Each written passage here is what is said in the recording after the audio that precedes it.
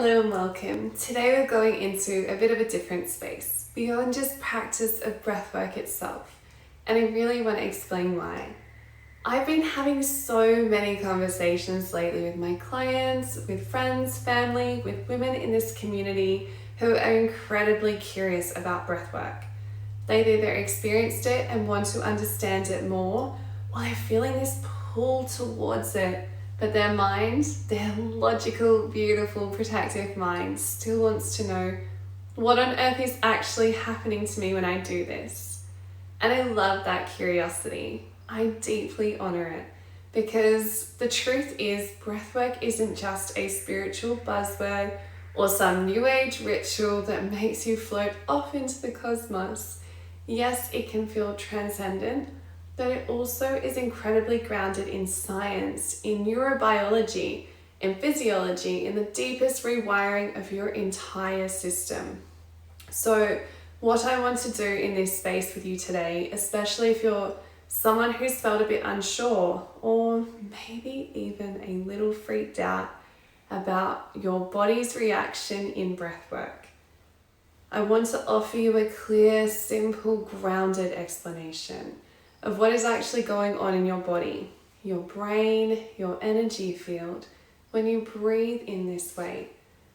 We're going to talk about the tingling, the curled up fingers, the emotional waves that hit out of nowhere, the parts of you that feel like they're dying or being born. We're going to talk about trauma release, nervous system regulation, the CO2 shifts, and how all of this ties into both ancient wisdom and modern neuroscience.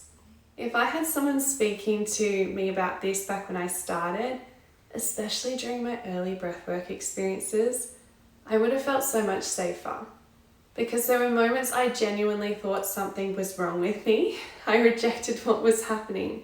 I thought I was losing it, and I didn't understand that what I was experiencing was actually the most natural, intelligent release my body had ever given me. And so my intention for this video is simple. I want to offer you the understanding I wish I had, so you can breathe deeper, trust yourself more, and know what's actually going on beneath the surface.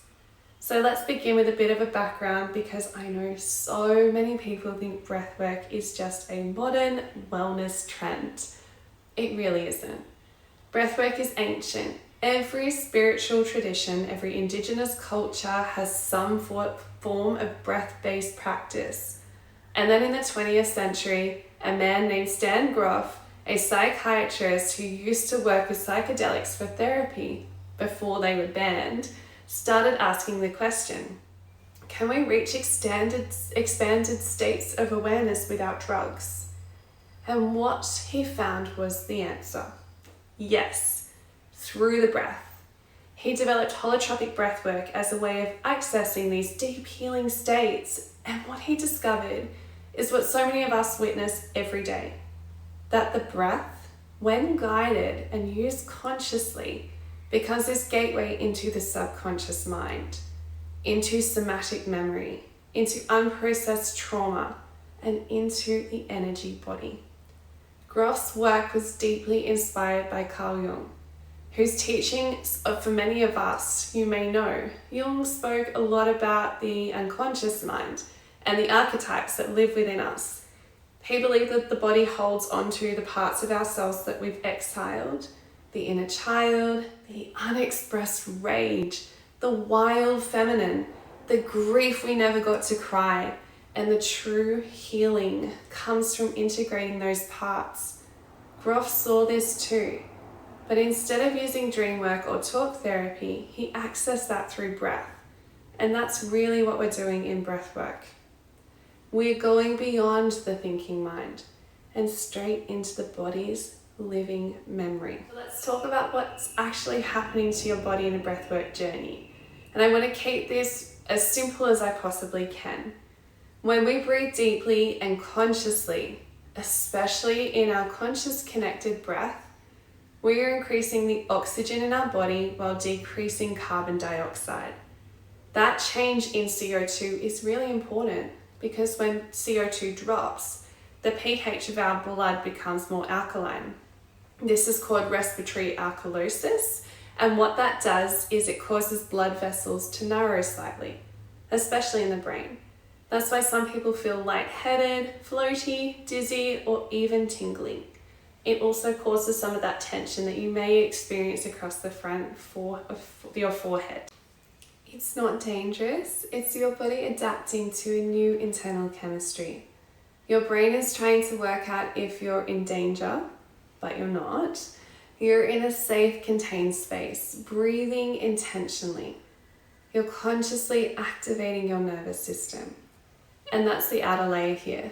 Your sympathetic nervous system is being activated, and this is the same system that gets triggered in fight or flight.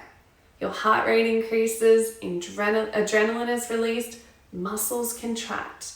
But in breathwork, you're not running from a lion. How good is that?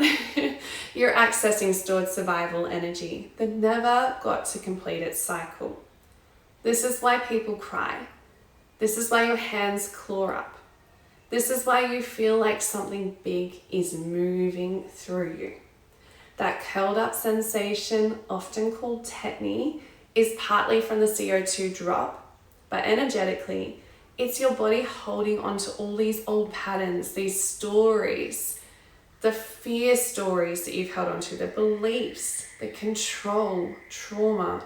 Your body is literally bracing for the pain it never got to release. And when you stay with it, when you keep breathing through it, something miraculous happens. Your nervous system learns that it's safe to feel, that it can come back to regulation, that it no longer has to hold it all. So let's talk about the fear that often comes up, especially that mental fear, that moment where your ego takes over when you're in the middle of a breath journey and your mind starts screaming, "Stop, this is too much." That's your amygdala, the fear center of your brain doing its job. Its role is to protect you, to stop you from going into the unknown. It doesn't know that you're not in danger. It just knows you're entering unfamiliar territory. And that's where breath becomes a tool of reparenting. Because every time you choose to keep breathing, every time you show your system, hey, I can feel this and be okay, you create new neural pathways. You create new evidence that you can stay present in intensity, that you can be with your fear, and that you don't have to run anymore. And then we get to the energetic layer. Because let's be real, breath isn't just oxygen. It's life force, it's prana, it's spirit moving through form. And when we suppress emotion, trauma, truth, that life force gets blocked. It gets stuck in the fascia, in the pelvis, in the jaw, in the womb. Breathwork clears those blockages. It vibrates them loose. It brings light into the places we've numbed or abandoned. This is where people start to feel sensations that go beyond the physical, where you get those visualizations, the intuitive downloads, deep emotional release, past memories, even ancestral material. Stan Grof called this the transpersonal, and it's where your personal healing journey starts to tap into something bigger, something collective, something cosmic. But again, even this is grounded in science, because our nervous system, our cells, our subconscious mind, they remember everything. Your breath is simply the key that unlocks the memory. So what does all of this mean? It means your breath is not just a tool, it's a teacher. It's the bridge between your mind and your body, between your trauma and your truth, between your past and your possibility. And when you breathe consciously, you're not just oxygenating your blood, you are repatterning your entire reality. So the next time your hands start tingling, or your lips go numb, or your emotions rise up like that big wave, I want you to remember this. You don't need to fix or control anything here. You are not crazy. You are not unsafe. You are remembering how to feel, how to trust, and how to come home to yourself. And that to me is the real alchemy of breath.